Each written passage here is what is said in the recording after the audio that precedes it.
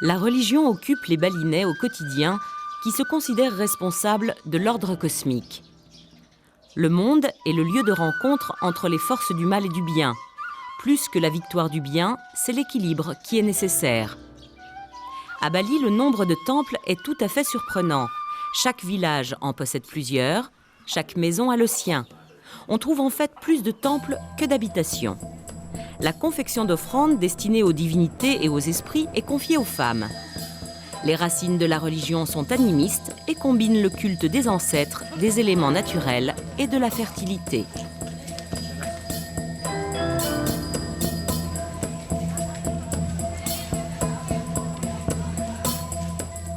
À Klungkung, qui fut jadis le royaume le plus puissant de Bali, le Taman Gili, jardin de l'île, était le symbole de ce pouvoir. On peut encore admirer aujourd'hui les plafonds peints de la cour de justice. Une bande dessinée balinaise raconte les tourments qui seront endurés par les pêcheurs, le calendrier astrologique ou l'histoire au quotidien d'une famille de 18 enfants. Des statues en haut de forme rappellent la présence hollandaise en Indonésie. En 1602, la Compagnie des Indes orientales s'empare du commerce des épices. Au fil des siècles, les Néerlandais annexent la plupart des îles indonésiennes. Les paysans sont tenus de consacrer un pourcentage important de leurs terres à la culture des plantes d'exportation café, canne à sucre, tabac, thé et clous de girofle. Nichée au creux des montagnes, la région de Munduk produit la majeure partie de clous de girofle de l'île. Le giroflier est un arbre de grande taille. La cueillette, qui se déroule de juillet à novembre, durant la période la moins humide, demande du courage. Les hommes partent à la conquête de l'épice sur des échelles rudimentaires en bambou, et les femmes ramassent les fruits tombés à terre. Le terme fruit n'est pas exact, car ce sont les boutons floraux, juste avant la floraison, que l'on cueille, un cas unique pour les épices.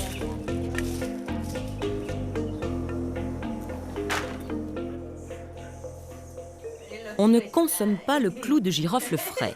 Une préparation est nécessaire. Les femmes séparent les bourgeons des tiges moins riches en arômes. Afin d'accélérer le processus, le séchage commence avec de l'air chauffé au gaz, puis le soleil prend le relais. La production sera vendue à des grossistes, moins d'1 € le kilo, et vous les achèterez dans un petit pot de verre à un tarif très supérieur. Le commerce équitable a encore de beaux jours.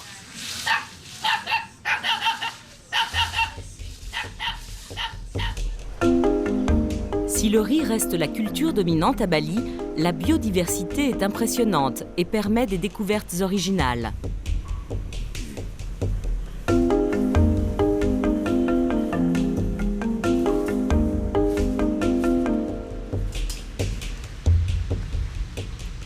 Il existe dans le monde plusieurs centaines de variétés de palmiers. Presque toutes sont utiles à l'homme. Pour récolter la sève de ce palmier, il faut se donner du mal. Tout d'abord, escalader le tronc. Prudents, les hommes ont taillé des marches.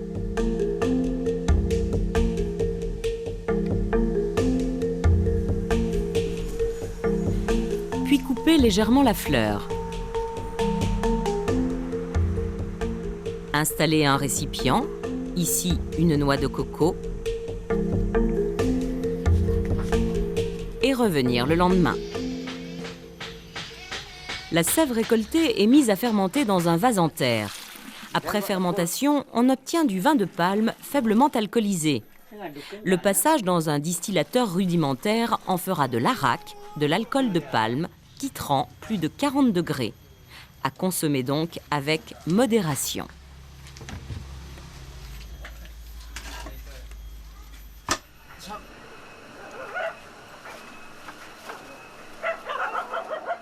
Sur le bord des grandes routes, des échoppes en plein air proposent des fruits qui nous sont pour la plupart inconnus.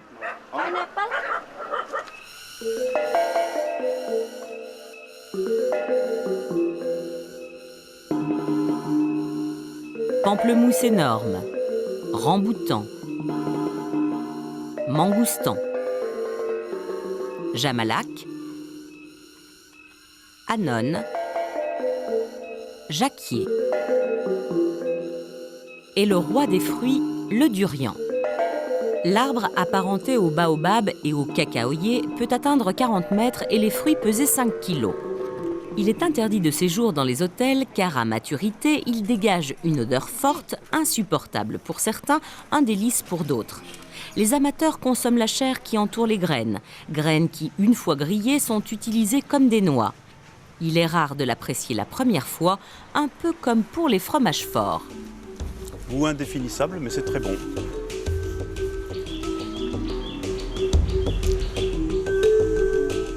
En vous promenant sur les chemins de Bali, vos yeux seront certainement attirés par des taches de couleurs, des champs de fleurs. Des fleurs indispensables à la confection des offrandes. Au nord de Bédougoul, les montagnes surplombant le lac Bouillane arrêtent les nuages. Certains jours, une fine brume enserre les collines. Les hortensias pourraient se croire en Irlande. Et le sol volcanique leur permet de prendre cette couleur bleue que nous essayons souvent vainement d'obtenir dans nos jardins. Les têtes sont elles aussi destinées aux offrandes. Par camions entiers, elles rejoignent les marchés de l'île.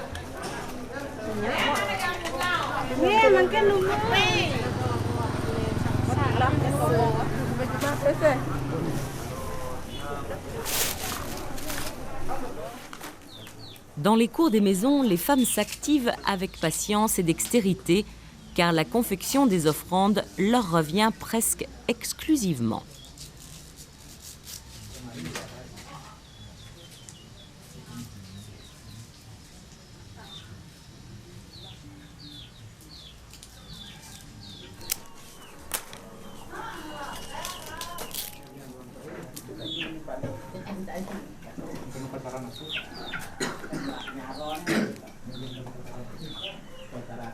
La chique de Bethel posée sur une feuille est la plus simple, son nom porosane.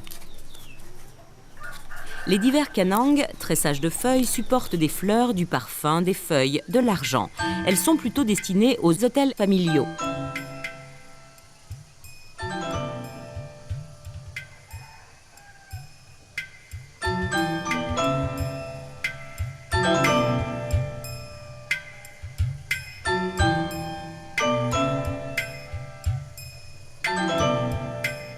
L'Odolan célèbre la venue des dieux à la date anniversaire de la fondation du temple, tous les 210 jours, une année dans le calendrier balinais. À cette occasion, les offrandes, Gébogan, prennent des tailles imposantes. Construites autour d'un tronc de bananier, elles réunissent fruits, gâteaux, poulets. Elles doivent aussi répondre aux lois de l'équilibre et de l'esthétisme.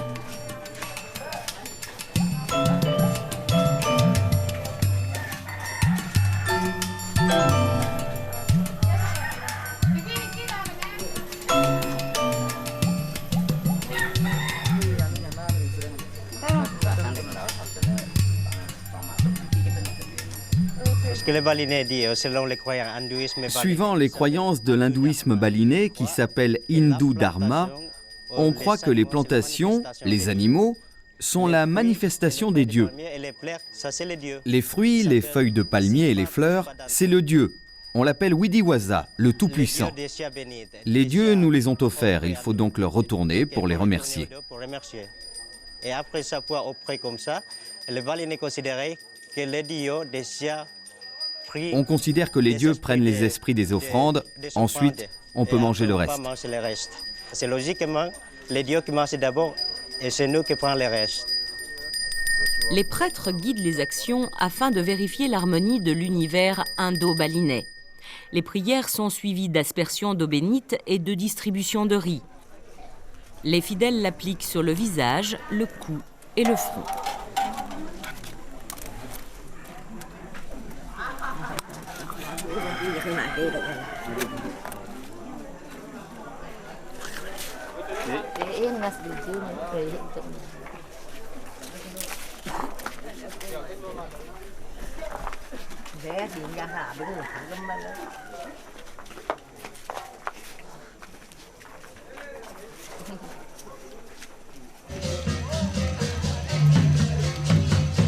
La cérémonie anniversaire d'un temple est accompagnée d'un défilé.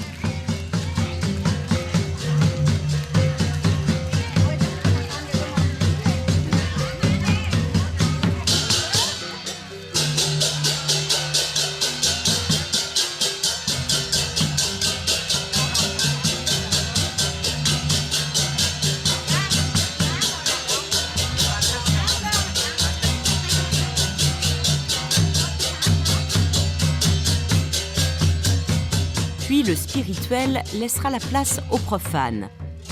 La kermesse s'installe avec ses colporteurs et ses étals de nourriture.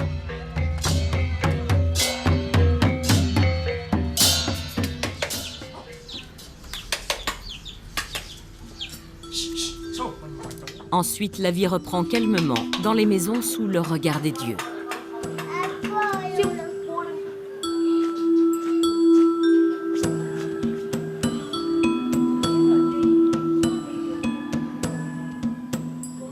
Dans une maison balinaise, à l'entrée, il y a un petit temple pour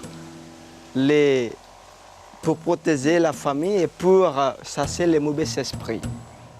Et puis là, c'est le temple. Le temple balinais vers orienter le mont Agung. Et à l'intérieur, il y en a plusieurs hôtels pour dédier différents esprits de Dieu et puis les ancêtres.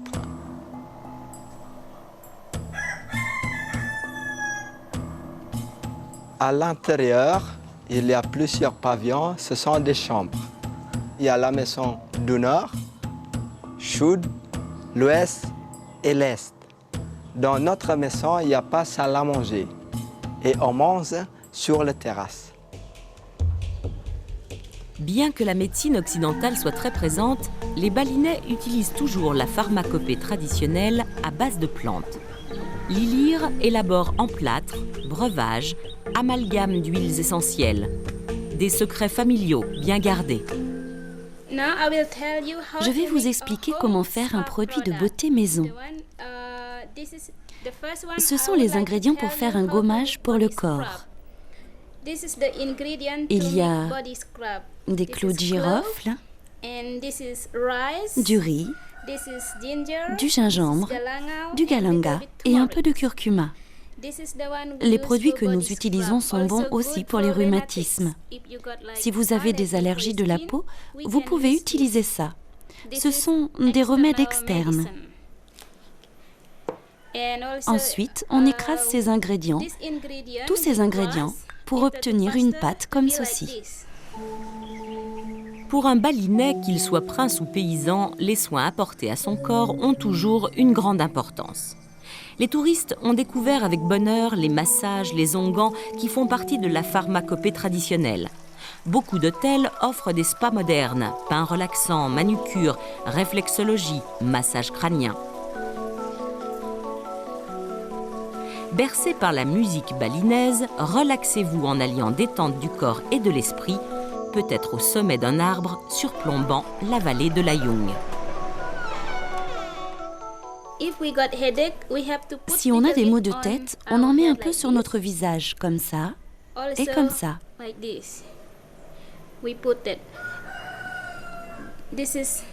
Ce sont des traitements traditionnels pour les gens de Bali.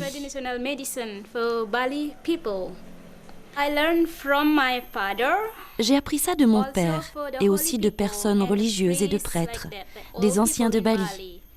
Et puis, j'ai collecté beaucoup d'informations et j'ai essayé. Lesquelles marchaient, lesquelles ne marchaient pas, et je les ai utilisées. J'ai lu aussi beaucoup de livres sur l'histoire de Bali. Et j'ai récolté des informations pour les essayer. Si elles étaient correctes, je les utilisais. Sinon, non. Et pour le dernier, j'aimerais vous expliquer comment préparer un remède à boire. C'est un médicament qui est très répandu à Bali puisque 99% de la population utilise ce remède.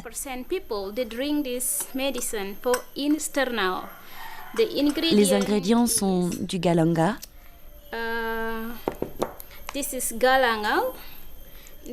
du curcuma et nous avons du tamarin et du sucre de palme. Ce sont les ingrédients pour faire cette boisson d'herbe que nous appelons boisson tonique aux herbes. C'est un médicament que les gens prennent quand ils se sentent faibles, qu'ils se sentent mal et qu'ils ont une mauvaise circulation sanguine. C'est bon aussi pour nettoyer le sang. L'Ilir récolte ses plantes dans la nature, des fleurs, des racines, des tiges, mais elle cultive aussi un jardin biologique. Les touristes sont nombreux à venir visiter son atelier et elle aime partager ses connaissances. Elle organise avec Made Westi des marches dans la campagne proche du Bud.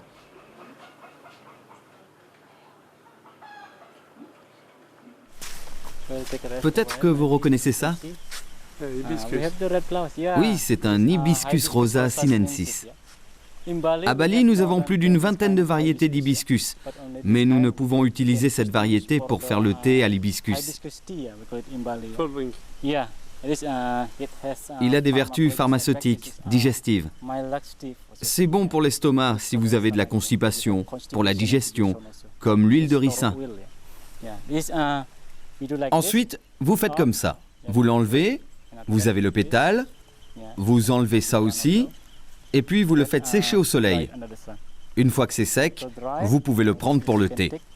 Vous pouvez le conserver pendant 2 ou 3 mois. Ça appartient aussi au rang de fleurs sacrées à Bali, et vous pouvez aussi l'utiliser pour des offrandes ou les cérémonies. Quelle est cette plante? C'est de la lemongrass, verveine des Indes. C'est de la même famille que la citronella grasse, citronnelle, mais la citronnelle est plus grosse, et celle-ci est plus petite. À Bali, nous extrayons de l'huile de la tige et des feuilles comme ça. Nous l'extrayons par distillation.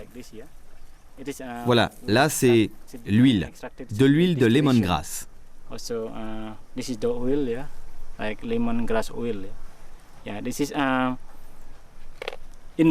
À Bali, nous utilisons la presse pour les feuilles et les tiges pour faire des arômes, pour les gâteaux, la nourriture. Et aussi pour des tisanes, pour la combiner avec du gingembre. C'est comme un thé pour les femmes. Cette plante est originaire de Bali. Son nom, pois bleu ou liane madame. C'est une légumineuse, comme le haricot. Il n'est pas habituel d'en manger ici à Bali. Elles appartiennent aussi au rang des fleurs sacrées. On utilise seulement les fleurs ici pour de la coloration naturelle. Oui, pour de la coloration bleue. Si vous voulez extraire la couleur, vous pouvez utiliser de l'alcool à 95 degrés, comme avec l'hibiscus. Et ça, c'est quoi? Ça, c'est Shrai, le petit temple pour la déesse du riz. On met des offrandes et on prie comme ça, pour dire merci à Dieu. Ah oui, si vous récoltez beaucoup de riz. Oui, si on a des bonnes récoltes.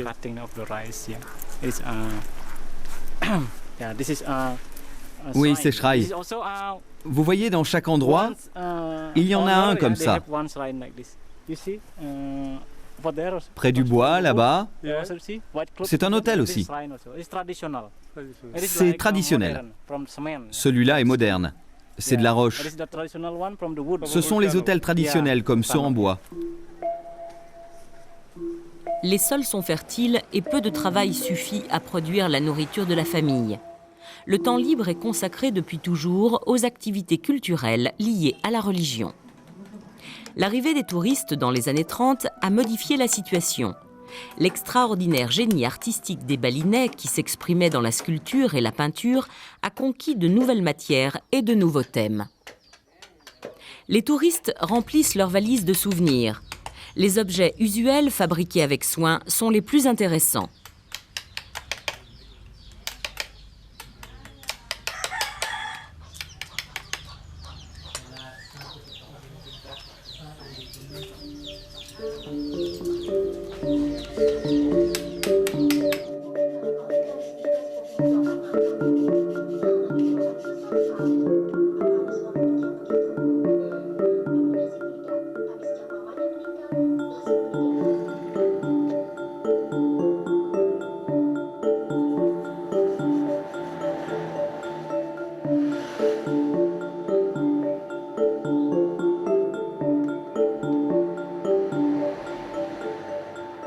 Le tissage traditionnel utilise une technique très originale. Si le fil de chaîne, celui qui est tendu sur le métier, est uni, le fil de trame, celui qui est lancé par la navette, est coloré de multiples nuances, permettant par un positionnement précis de réaliser des motifs très élaborés.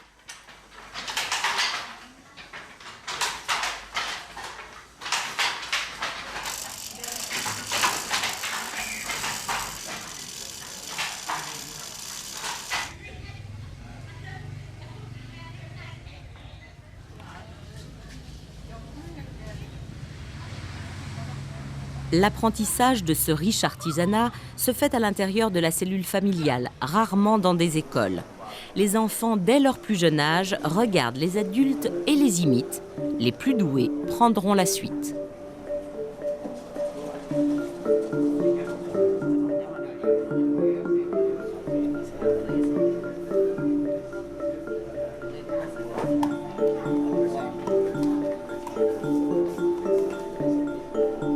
Destinée à l'origine à la décoration des temples et des palais, la peinture est certainement le domaine qui a subi le plus d'influence occidentale.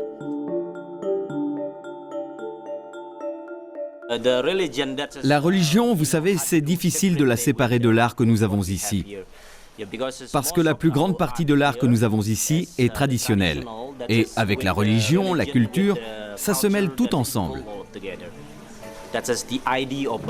Vous savez, c'est l'idée de Bali. Avec la religion, les coutumes, avec la danse et les temples, c'est le sujet de la plupart des peintures de Bali.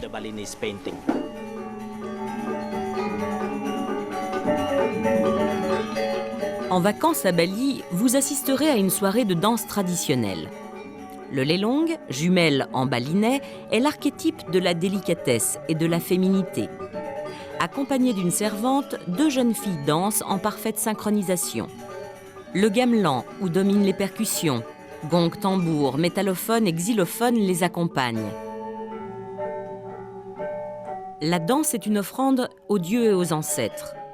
Ils sont conviés par le prêtre à honorer de leur présence une cérémonie religieuse. Les touristes ne sont que spectateurs. Le décor peut être somptueux, comme à Ubud, devant le temple de la famille royale. La délicatesse des fleurs de lotus s'accorde parfaitement aux robes des danseuses et le bruissement de l'eau se mêle au son du gamelan, une eau indispensable au bain purificateur. Tirthaganga, qui signifie eau du Gange, fut construit par le dernier roi de Karangasem, un poète-philosophe. L'éruption du mont Agung a détruit le palais des eaux en 1963. Restauré ensuite, c'est un merveilleux moment de fraîcheur où il fait bon se baigner, entouré de verdure et surveillé par des statues au regard angoissant.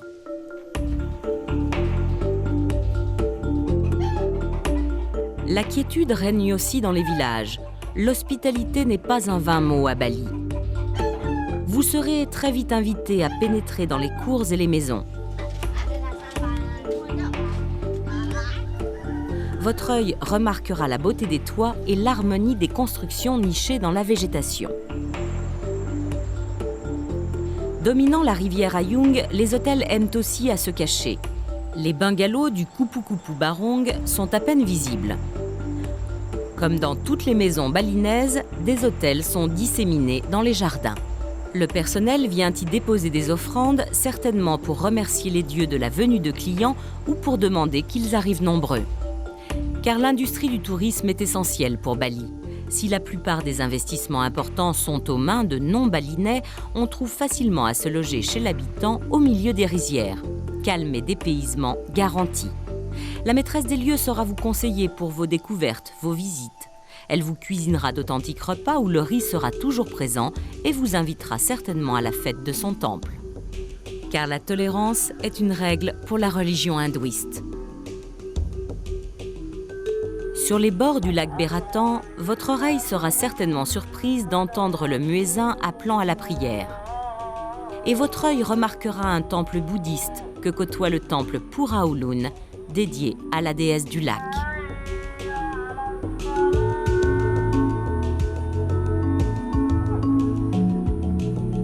La langue sera parfois un obstacle.